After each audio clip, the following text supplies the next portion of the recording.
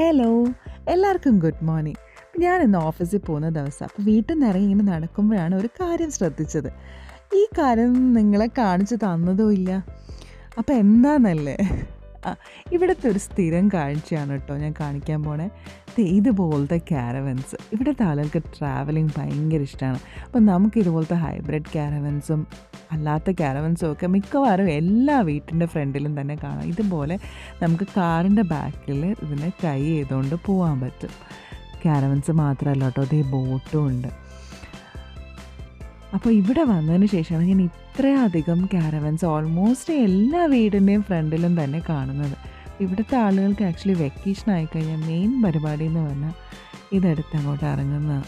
അപ്പോൾ ഞങ്ങൾക്കും ഇതൊക്കെ കണ്ടപ്പോഴത്തേക്കും ശരിക്കും പറഞ്ഞാൽ ആഗ്രഹം വരുന്നുണ്ട് ക്യാരവൻ എടുത്ത് എവിടെയെങ്കിലുമൊക്കെ ഒന്ന് കറങ്ങാൻ പോകണമെന്ന്. നടക്കുമോ എന്നറിയില്ല, നമുക്ക് നോക്കാം. വേറെ ബോട്ട്.